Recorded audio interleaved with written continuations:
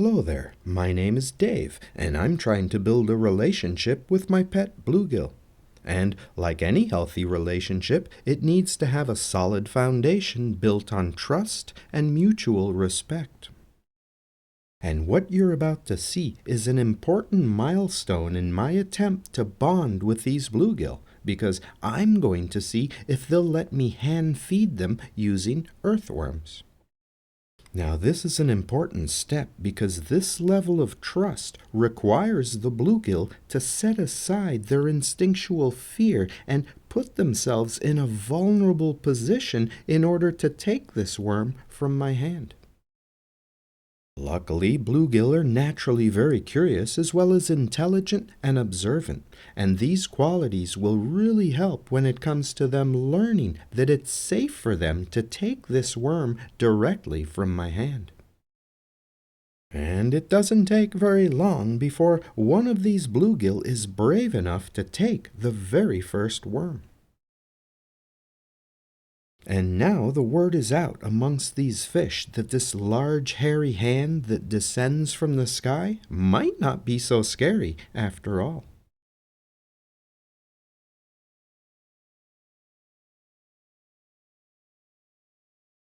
But just in case, it's best to be cautious.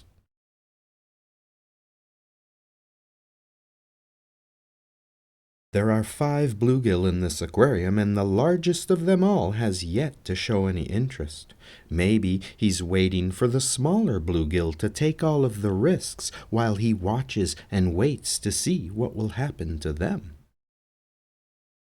In other words, he might be waiting for social proof that it's okay to take food from my hand, because these fish are smart and you don't get to be the biggest fish in the tank by being foolish. So the larger bluegill watches and he waits while the little fish take their chances with the great unknown. That's a pretty big worm for such a tiny fish, but the little guy doesn't seem to care. And his main concern right now is keeping it away from the other bluegill while he tries to swallow it. And these were the smallest worms that I could find. They're known locally as dilly worms, which are just juvenile Canadian nightcrawlers. Here I am trying to get the largest of the 5 bluegill to come out of his favorite hiding spot and take his first worm from my hand. The smaller bluegill are a lot more outgoing than he is.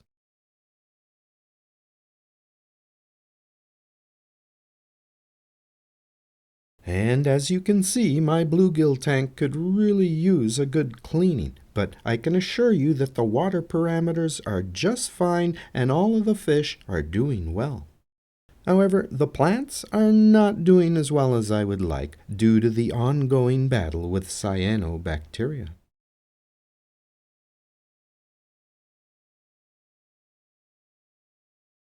Day after day, my pet bluegill are showing less and less hesitation when it comes to taking these worms directly from my hand. And as usual, it's the younger bluegill that show the least amount of fear. And this pattern of behavior is very similar to the one seen in humans, because the younger members of our species are also far more daring than the older folks living down at the Wrinkle Ranch. I guess people and fish are more alike than we think. So it's taking quite a bit of coaxing to get the older, more reserved bluegill to take these worms from my hand, but he does eventually learn to trust me as he sees that all of the other fish are eating, and it's probably safe for him as well.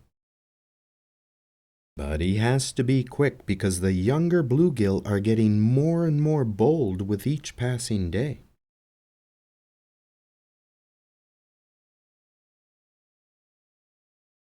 In fact, if you look closely, you'll see that one of the smaller bluegill is going to steal a part of this worm right out of the larger bluegill's mouth. And just in case you missed it the first time through, let's watch that again.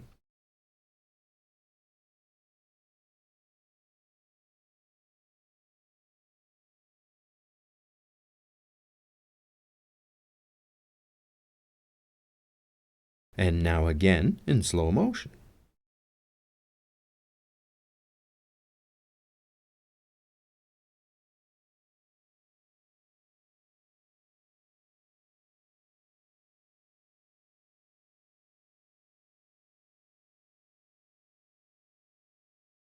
It pays to be quick, and that little bluegill was very brave to be stealing food right out of the larger bluegill's mouth.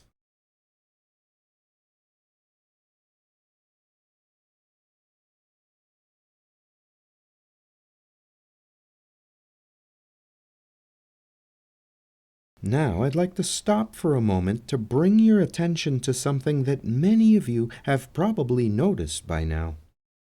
These green bubbles on this piece of driftwood are oxygen bubbles produced by a photosynthetic bacteria called cyanobacteria, and it's also sometimes referred to as blue-green algae. However, it is not a type of algae, but a very special type of bacteria that relies on sunlight to help it survive. Let's take a closer look. It's not pretty to look at, but the fish don't seem to care, and it might even be helpful by processing some of the waste products produced by the fish. Still, it is an eyesore, and the standard cure would be to dose the tank with antibiotics. But I'm opposed to using antibiotics in my aquariums unless it's absolutely needed to help a sick fish. Another solution is to increase the water movement, which I've done by adding a power head to the tank. I also manually removed as much of it as I could, and then I radically decreased the amount of light that the tank receives each day. I also removed all of the floating plants in order to help increase the water movement in their aquarium. But before I cleaned up the plants at the top of the tank, I wanted to show you these little guys right here. Hidden on the surface amongst the floating plants and the cyanobacteria are lots and lots of tiny arthropods called springtails. They usually appear as little specks jumping around on the surface of the water, and most fish tanks probably have a few of these harmless, moisture-loving bugs living in them. But they're so small that they often go unnoticed. They're not aquatic, but they do need high humidity to survive. So the surface of the aquarium, where it's always warm and wet, is the perfect place for them to set up shop. But now it's time to remove these floating plants and send all of the springtails into a panic as they look for a new place to hang out. But there's no danger of them drowning because the body and the legs of the springtail are covered in tiny hairs that repel water. So these little guys can literally walk on water, but they usually prefer to jump using a special spring-like appendage located on the abdomen.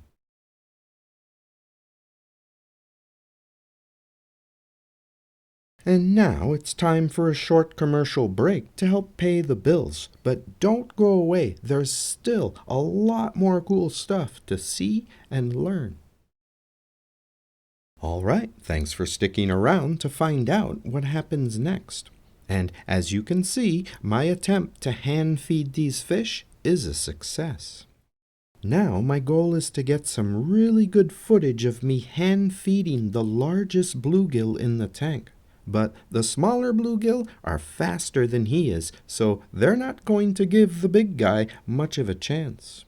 Because the smaller fish have reached the stage where they're showing no fear whatsoever, and as soon as I put my hand in the water with a worm, they go right for it with very little hesitation. So now I'm intentionally trying to keep the worms away from the smaller bluegill so that I can get some good footage of me hand feeding the big guy. But the little fish are very fast and they're very hungry, so they're not going to make it easy.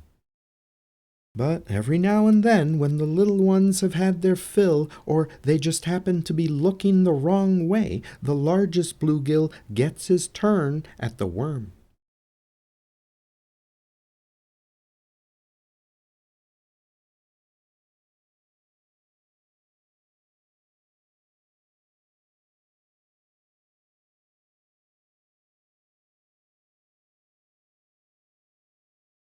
I'm very curious as to why the larger fish is so much more cautious than the others.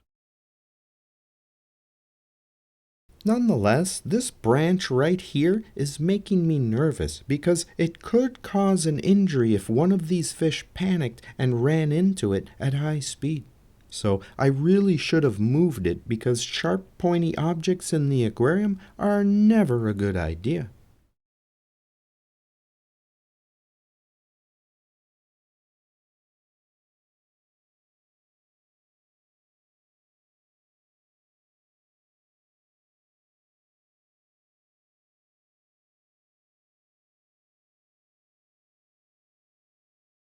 I'm starting to earn his trust now, and with each passing day it's getting easier and easier to feed him by hand. But the little bluegill are still a pain in the anal fin, as they zip in and out, constantly trying to steal the next worm.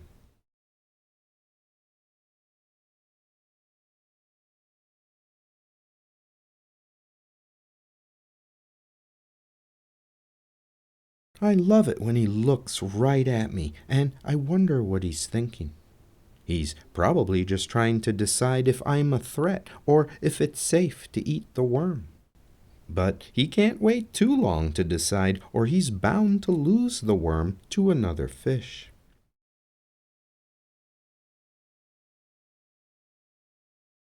While you're waiting to see what happens next, did you know that cichlids have special teeth in their throat called pharyngeal teeth that help them process their food after it's been ingested? But sunfish such as the bluegill, pumpkinseed, and largemouth bass don't have pharyngeal teeth, so once they've swallowed the worm, it goes straight to the digestive system without any further processing.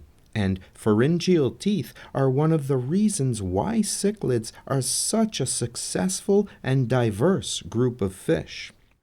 And just to be clear, bluegill, pumpkinseed, and largemouth bass are not cichlids, even though their behaviors and their physical appearance are very similar due to convergent evolution. Nonetheless, at this stage of the game, it's a worm free-for-all in the bluegill tank, so just as soon as the worm hits the water, there's a fish on it.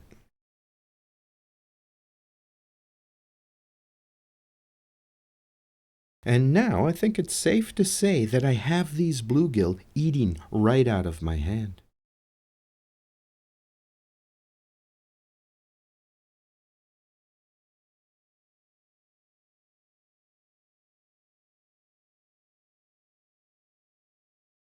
That's a lot of worm for such a little fish.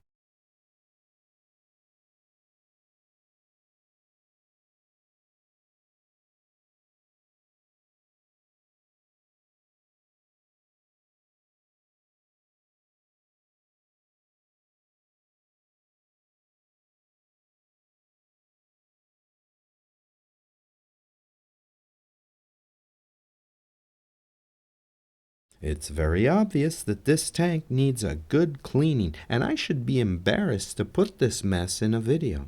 But I'm not. This is real life, which can sometimes be messy. What's important is that I test the water frequently and all of my levels are well within an acceptable range, and the problems that you see are just cosmetic. The fish are healthy and happy, and obviously they have a great appetite as well. And now I think it's safe to say that my pet bluegill and I have formed a relationship built on trust and mutual respect. But that's just wishful thinking on my part. Because these fish don't respect me. They might fear me, but that's not the same as respect. The truth of the matter is, they really don't like me because I took their freedom. However, they have learned that they can trust me. So I've accomplished my goal of hand feeding my pet bluegill, and it wasn't very difficult because these fish are curious and they're intelligent, so it didn't take them very long to figure out what was happening with the big hairy hand holding the worms. And now that it's all said and done, I've gained a much greater appreciation for these native fish. Yes, I know bluegill don't sport the bright colors of the more popular tropical fish, but they more than make up for it with their outgoing personalities, their intelligence, and their interactive behaviors. So I plan to keep working with these bluegill, and in part 6 of this series, I'll be lowering the water level and then putting live crickets on branches just above the waterline to see how the bluegill will react. And I wouldn't be surprised if they started to jump out of the water to try and catch a cricket.